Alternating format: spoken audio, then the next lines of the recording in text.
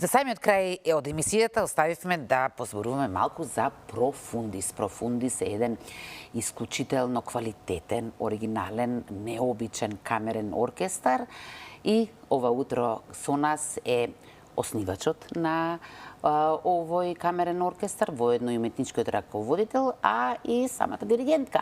3 во 1 имаме. Ѓуркица Дашич, добро утро, добро ни дојдовте. Добро утро, добар најдов и благодарам на поканата и на одвоениот медиумски простор. Предпоставувам колку сте горда на ова свое дело и чедо, можам така да кажам, и секако дека тоа ќе е главната тема денес, но прво јас малку би ве замолила да навлеземе во вашата професија, малку да ни ја доближите, затоа што од страна вака делува лесно, елегантно, убаво, со стапчето само дека си мавкате, но колку е тоа макотрпна работа? И дали е? Диригирањето на сцена изгледа прилично едноставно, но во суштина е комплексна професија, комплексна работа, изискува уметничка визија, технички вештини и исклучителна способност за лидерство. Да се биде диригент, значи да се познава партитурата детално, да се има јасен историски увид на самото дело, потоа да се води оркестарот, да се инспирира. Исто така, тука е присутен и физичкиот момент, диригирањето покрај тоа што бара исклучителен концентрацијски интелектуален блок, бара и физички напор, затоа што бара исклучителна енергија и концентрација. Секако е присутен и психолошкиот притисок, бидејќи диригентот има огромна одговорност за квалитетот на изведбата, бидејќи самиот тој представува мост некако помеѓу композиторот, оркестарот и публиката. Епа, имајќи го на ум сето ова набројано, зошто и како се одлучивте токму да станете диригент? Сте можеле да одберете некој полесен пат, така? А сепак да останете во тие води? Диригирањето е магија. Вистинска магија. Ние, додека учев уште во средното училиште во Илија Николовски Луи, имавме можност да се запознаеме со ансамбл и да работиме со ансамбли. Тогаш во тој момент беше хорски ансамбл, беше раководен од нашиот професор, ценет професор Панче Јосифов.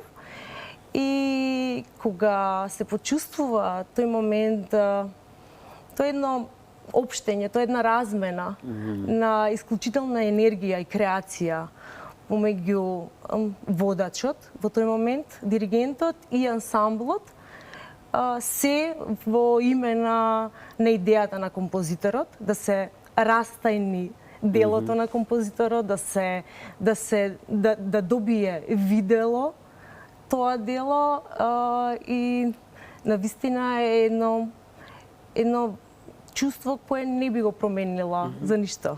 Сега да се прашам повторно, тој пат да се изоди повторно би одбрала да бидам диригент. Навистина е чувство кое не заменува ни едно друго. Не се заменува. Сакав да ве прашам што подразбира да се биде добар диригент од просечен диригент, но на некој начин веќе ми го одговоривте тоа.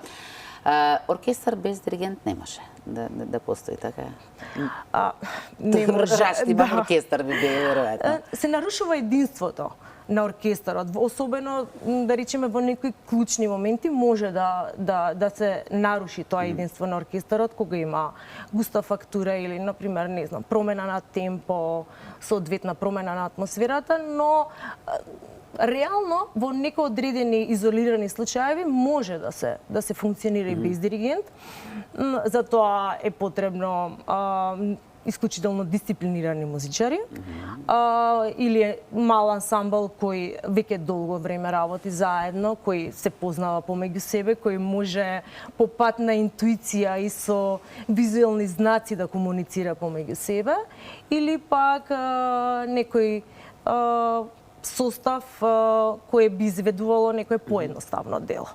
Но во секој случај за музичарите тоа е процес кој изискува многу повеќе време отколку кога би имале диригент кој би го спојувал сето тоа. Без разлика на љубовта и страста што имате кон диригирањето, но сепак сигурно има некои одредени потешкоти. Дали, например, тоа, мене вака отстрана би ми било токму тој момент да гиускладите сите различни карактери кои што се на еден мал простор и различен квалитет на талент, на работа, како оди таа хармонија да се одржи?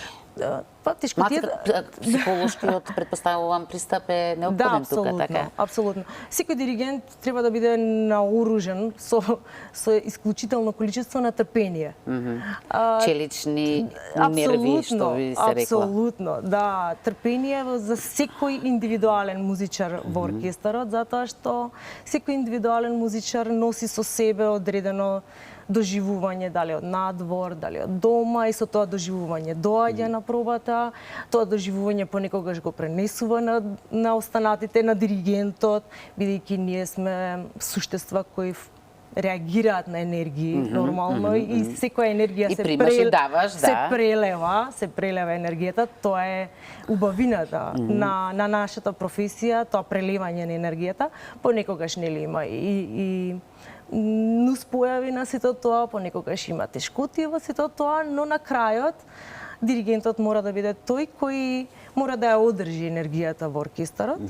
Не сме да се препушти на онаа енергија која нема да донесе прогрес, која нема да донесе движење на самата проба, и мора да изнајде начин сето тоа да го организира на тој начин да целата атмосфера да биде постојано работна и генерално добра атмосфера за да може да се функционира. Каде повеќе се трошите? На пробите или на самиот концерт? Пробите се местото на макотрпната работа. Концертот е продукт на таа макотрпна работа. Во секој случај, нивото на концентрација на концертот е 100% и чувството кога ќе заврши концертот е исклучително ниво на адреналин, од кое се станува зависен. Апсолутно. И сака да го имате што е возможно почесто. Апсолутно. Тоа е чувство кое откако ќе заврши еден напорен концерт, мислиш дека можеш уште 3 концерти. Дека светот си го освоил. Да, апсолутно, и уште 3 концерти, дека во исто време можеш уште 3 концерти да дадеш. Имате ли одредени некои подготовки? Еве, рековте, неопходна е максимална концентрација. Дали физички подготовки, дали ментални подготовки пред? Ментални подготовки повеќе. Физички подготовки... Сон, предпоставам, прво е неопходен. Да, апсолутно. А секогаш го нема пред наставите? Па најчесто и го нема, но ако си дадеме доволно време, да речеме пред концерт во осама, да мислите да се стишат, да се канализираат со една цел, нели, да се биде посветен на мисијата, да се биде посветен на делата на композиторот, на сите работи што се направиле, на сите работи на што треба да се внимаваат, тогаш апсолутно продуктот е успешен на крај. Да преминеме на профундис. Јас вака прво би започнала со тоа што споменавме дека станува збор за камерен оркестар. Која е разликата меѓу диригирањето со еден голем оркестар и со камерен? Па токму тоа што го спомнавте, таа размена на енергија во камерните состави, значи камерен состав е помал состав. И си дишете. И буквално го гледаш. Ги гледаш многу поопипливо моментите на промена кај секој од музичарите, додека кај симфониски оркестар, кај хор, малку е поголемо растојанието и малку повеќе имаш простор за да не бидеш толку изложен на сите тие промени. Во камерен оркестар апсолутно спецификата е во самото општење и диригентот со музичарите, но и музичарите помеѓу себе, затоа што камерното музицирање навистина бара исклучителен влог од самите музичари, бидејќи тука се работи за малтене индивидуално музицирање, каде што за разлика од симфониски оркестар, каде што тоа е во група, во една поинаква форма, овде е многу поизложено. Секој музичар е изложен во камерниот оркестар и секој музичар треба да биде на едно високо инструментално ниво за да може да одговори на предизвикот и токму тоа е спецификата на камерниот оркестар. Конкретно, по што се одликува Профундис од останатите камерни оркестри? Што е она што го разликува? Профундис е моето најголемо достигнување како диригент, морам да кажам, и е моја најголема гордост. Создадено е од музичари кои се со навистина завидни биографии, кои се веќе етаблирани. Ама вие ги одбравте така? Некако се одбравме. Процес е во кој се филтрираат самите луѓе, се филтрираат на свој начин, бидејќи тука нема момент јас да бирам, туку самите тие се бираат. Затоа што мора, покрај тоа што треба нели да се поседува инструментално ниво, навистина таа компактност во камерниот оркестар е најбитна од енергијата на секој музичар. И кога тие енергии ќе се спојат, тогаш дефинитивно резултатот е неминовен и тогаш е показател дека тоа е вистинскиот состав, кога енергијата ќе се спои на секој инструменталист. Неодамна се вративте од тоа ни главниот момент што сакавме да го споделиме со публиката. На крајот од разговорот имат можност и да видат дел од вашиот настап. Бевте дел од, овом ќе мора малку да ни го подобјасните, од некој поголем глобален концепт наречен Candlelight, така? Конкретно бевте на турнеја во Босна и Херцеговина. Така, се работи за Candlelight концерти. Тоа се концертен формат на концерти, што се малку различни од класичниот концепт на концертни продукции на концерти, бидејќи на овој тип на концерти светлината од свиките е единствената светлина во салата. Нема ништо друго. И да, генерално нема. И тоа создава навистина една интимна атмосфера која дозволува на публиката многу по-опипливо да ја доживее музиката, бидејќи не е оптоварена со никакви други анимации. Во секој случај, Candlelight форматот е формат кој веќе се изведува во повеќе од 170 града насекаде во светот. Значи, глобален феномен. Го донесовме во Скопје и имавме огромен успех. Скопската публика реагираше феноменално. Навистина, тоа беше концерт кој можам да кажам дека за паметење, апсолутно.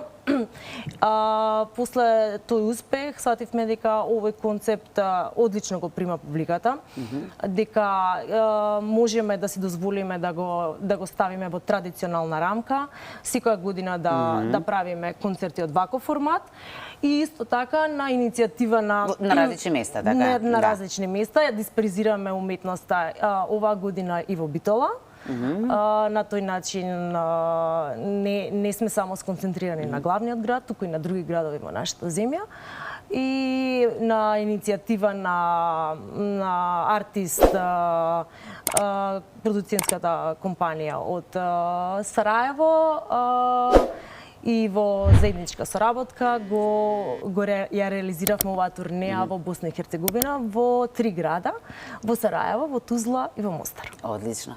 Јургица, многу ви благодарам. Би сакала да имаме повеќе време да зборуваме за идните планови, но тоа ќе го оставиме за друга прилика. Сега би оставила нашата публика да поужива во вашите настапи и светлината да ја видат и звукот да го доживеат. Ви благодарам на вас за одвоениот простор. Само продолжете и понатаму со вашата успешна работа. Ви благодарам многу.